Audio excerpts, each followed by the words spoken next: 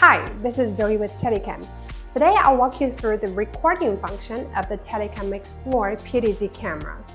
Now first, let's log into the web UI. Go to the Manage page and then go to Record Setting. Actually, the Explore series supports both manual recording and scheduled recording. First, let's dive into the manual recording. Just click Start, it'll start recording, and you'll also see the time recorded with the red button here. The file name is the time that you start recording. 2025, March 25th, 9 is the hour and 57 is the minute, and then the seconds. Okay, to stop recording, just hit the button. To download the file, click here, and you'll see the latest file being recorded is shown on the top of the list.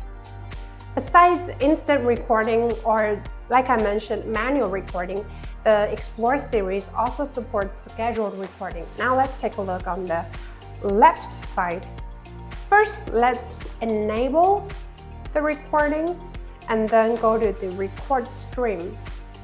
You can choose to record the main stream or the substream.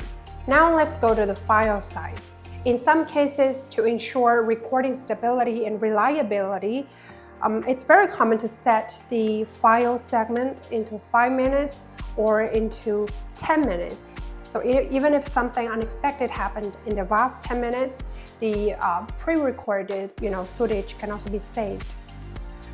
But some users prefer to record like longer, uninterrupted videos. It's also doable with the Explore series. It's very flexible. You can choose from 1 to 120 minutes to avoid merging or editing afterwards. Let's go to the loop record. Well, when the loop record is enabled, the camera will overwrite the oldest files when the memory card is full. So please make sure the memory card never run out of storage. Next, the recording frequency. You can choose 3 different frequencies here. You can choose always. That means if you save this option, the camera will always record when it's on.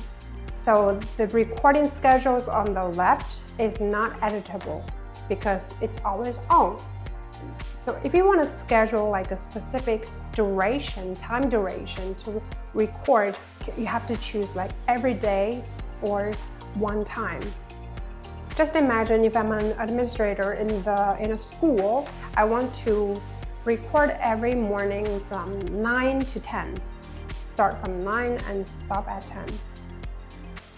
So actually you can set up 4 different recording schedules every day.